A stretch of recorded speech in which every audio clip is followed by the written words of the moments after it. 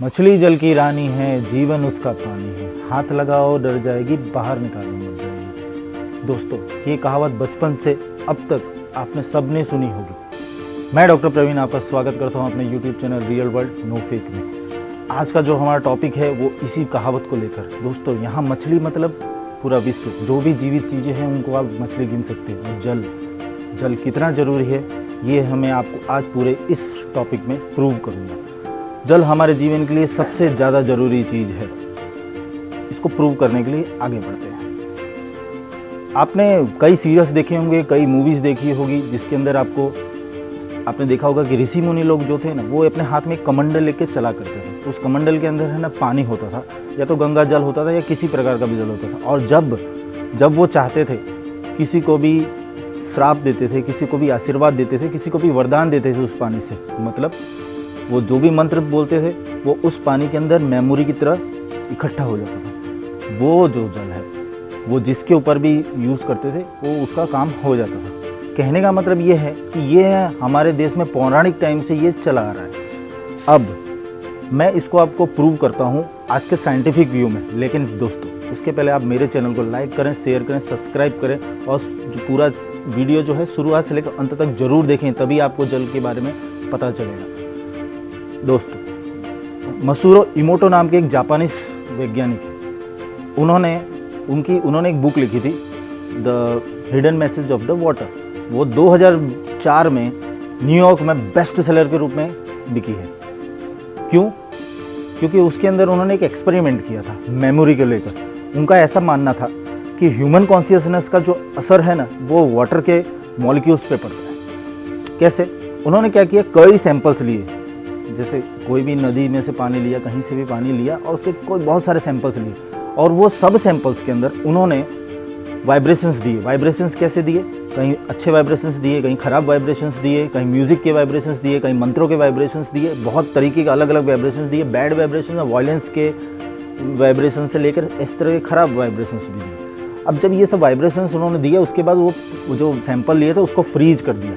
उसको फ्रीज करने के बाद उसकी मॉलिक्यूलर स्टडी की।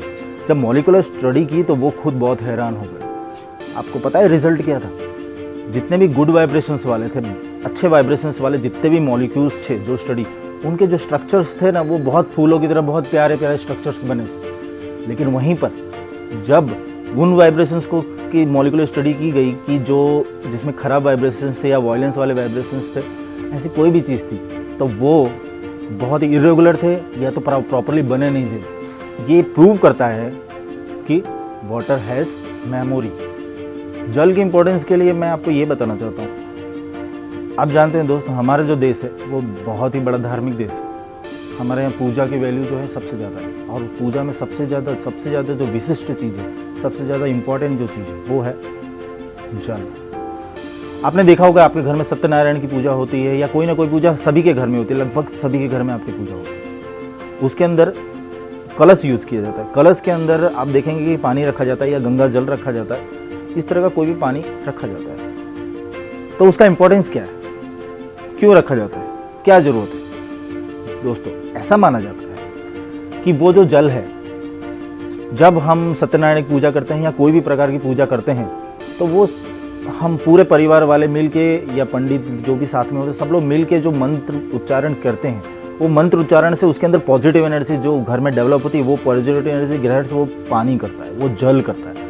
और आपने देखा होगा पूजा करने के बाद उसको प्रसाद के रूप में सबको दिया जाता है। घर फैमिली के जितने मेंबर्स होते हैं या बाहर से जो आते हैं सबको दिया जाता है। उससे क्या होता है कि वो पॉजिटिव एनर्जी, उनके जो शरीर के अंदर नेगेटिव एनर्जी है, उनके अंदर कोई भी नेगेटिव वाइब्स हैं, वो सबको ख़त्म करता है। और इवन घर के अंदर छिड़काव किया जाता है। घर के अंदर, घर के कोनों में या जहाँ पर भी ऐसा फील होता है, वो सब जगह पर वहाँ छिड़काव किया जाता है। तो ये चीज़ें वाटर की मेमोरी की, ये कई सालों से चली और आज भी हम प्रैक्टिस में तो हैं ही, भले हम माने या ना माने, लेकिन हम प्रैक्टिस में तो रखते हैं उसको। तो जल का इम्पोर्टेंस और मैं आपको बताता हूँ। आप जानते हैं कि जो सभी ग्रहों का जो स्वामी है ना, वो सूर्य भगवान है, सभी ग्रहों के। तो ऐसा कहा जाता है कि भाई कोई अगर प्रॉब्लम्स चल रही है किसी की लाइफ में, तो हो सकता है जो एस्ट्रोलॉजी के हिसाब से कि कोई ग्रह में कुछ प्रॉब्लम हो, तो उनको वो लोग एस्ट्रोलॉजर्स जितने भी हैं वो एक ही एडवाइस देते हैं, ज़्यादातर एक ही एडवाइस देते हैं। क्या एडवाइस देते हैं? कि आप सूर्य को सुबह जल चढ़ाइए, रोज़ सुबह सूर्य को जल चढ़ाइए। अच्छा, सूर्य को जल चढ़ाने में अलग इम्पोर्टेंस क्या है? देखिए, सूर्य एक ऐसा है कि विटामिन डी का बहुत अच्छा सोर्स है, यू एवरीबडी नोज इट, ठीक है। तो अगर आप सुबह सुबह जो सूर्य की किरण आती है, डायरेक्ट उसमें कॉस्मिक रेजेस रहती हैं, दूसरी रेजेस रहती हैं जो बहुत ही बॉडी के लिए अच्छी होती है। तो अगर आप सुबह सुबह आप उसके रेस लेते हैं तो शरीर के लिए, बोन्स के लिए बहुत अच्छा है। तो उस समय जल चढ़ाने का पहला तो साइंटिफिक कारण ये हो गया। दूसरा, जब आप जल चढ़ाते हो तो जल को चढ़ाने में उसमें नियम है कि 4 उंगल ऊपर से चढ़ाना होता है। तो 4 उंगल ऊपर से जब जल चढ़ाया जाता है तो उसकी जो पानी जो गिरता है उसके अंदर से आप अगर सूर्य को देखते हैं तो आपको है ना उसके सतरंगी कलर्स या रेनबो की टाइप से कलर्स दिखेंगे उसकी रेस में से। वो रेस में भी ऐसा कहा जाता है कि वो आँखों के लिए बहुत ही अच्छा है। दूसरी चीज़ कि आपकी नेगेटिव एनर्जी जो पूरी है उसको वो खींचने में बहुत सक्षम है। ये तो इम्पोर्टेंस हो गया ही इसमें। लेकिन उसके अंदर भी जो पानी यूज़ किया जाता है ना दोस्तों, पानी के बाद जो जिस पात्र में पानी यूज़ किया जाता है वो पात्र जो होता है ना वो तांबे का होता है, कॉपर का होता है। क्यों? तो बड़े बूढ़े जो हमारे थे ना उनका भी ये मानना था कि आपको रात को तांबे के मतलब लोटे में या किसी भी वेसल में पानी रखना चाहिए और सुबह पीना चाहिए। क्यों? क्योंकि तांबे के अंदर आपको antibacterial property, antiviral property, immunity booster property, पेट के लिए अच्छा है, हर तरह से बॉडी के लिए बेस्ट है, इसलिए तांबे में कहा जाता है। और यही इंपॉर्टेंस है सूर्य जल चढ़ाने में भी है, उसमें भी तांबे के लोटे को यूज़ करने के लिए कहा गया है। दोस्तों, एक कहावत आपने सुनी होगी, शस्त्र शास्त्र और जल जिस पात्रता में डालो उसके हिसाब से रूप अपना बदल लेते हैं। यहाँ पर कहने का मतलब मेरा ये है, शस्त्र अगर किसी गलत हाथों में अगर पड़ जाता है तो वो कितना विनाशकारी है ये आपको पता है। शास्त्र में भी ऐसा ही है, अगर नॉलेज किसी ऐसे इंसान के पास चला जाता है जो कि बहुत मतलब विकीर्ण दिमाग का है तो वो उससे भी क्या हो सकता है आप समझ रहे हैं। सेम इसी तरह से जल का भी है, अगर जल अगर सही जगह नहीं है तो वो भी खतरनाक है हमारी बॉडी के लिए या सिस्टम के लिए। कैसे? देखिए, आपने ये देखा होगा कि हम नल में पानी आ रहा है, पाइपलाइन में पानी आ रहा है, प्लास्टिक्स में पानी आ रहा है, बहुत जगह पर प्लास्टिक पानी आ रहा है। लेकिन वो पानी ऐसा कहा जाता है कि पानी आप जब भी घर में पहुंचो ना कहीं बाहर से कुछ भी तो पानी आ रहा है उसी समय नहीं पीना चाहिए, उसको थोड़ी देर रखना चाहिए, उसके बाद पानी पीना चाहिए। क्यों ये ज़रूरी है? क्योंकि अगर पानी थोड़ी देर रखते हैं तो पहली चीज़ सबसे साइंटिफिकली ये होता है कि उसकी इम्प्योरिटीज़ जो है नीचे बैठ जाती हैं तो वो पानी सही हो जाए। लेकिन मेरा यहाँ कहने का मतलब ये है कि पानी जब नल में से आ रहा है या कहीं प्लास्टिक्स में से आ रहा है तो वो उस जो कंटेनर में है उसकी क्वालिटी वो पानी एक्सेप्ट कर लेता है। और वो जो है उसके अंदर अब प्लास्टिक्स के अंदर बहुत सारे कार्सिनोजेंस और ये सब चीज़ें हैं, ऐसे मेटल्स में भी बहुत सारी ऐसी इम्प्योरिटीज़ है जो हमारी बॉडी की इम्यून सिस्टम के लिए हमारे लिए बहुत खतरनाक है। तो पानी तुरंत नहीं पीना चाहिए। इसलिए हम कह सकते हैं कि पानी को थोड़ा संग्रह करना चाहिए। इस मामले में हमारे जो पूर्वज थे, हमारे जो देश के पूर्वज, वो बहुत इंटेलिजेंट थे। कैसे इंटेलिजेंट थे? हमारे यहाँ घरों में सिस्टम था मटके का, जो कि मिट्टी से बना हुआ था, मतलब मदर अर्थ से बना हुआ था, जो कि एक पंच महाभूत है। तो उनकी क्वालिटी, जब पानी उसमें रहता है तो वो पहले तो उसकी क्वालिटी से ले लेता है। लेकिन मैं आपको एक अलग व्यू बताना चाहता हूँ। आप देखिए कि जब बाहर का पानी होता है तो उसमें आप जब पानी लेंगे ना तो उसकी जो TDS चेक करेंगे तो TDS बहुत ज़्यादा बढ़ा हुआ होता है।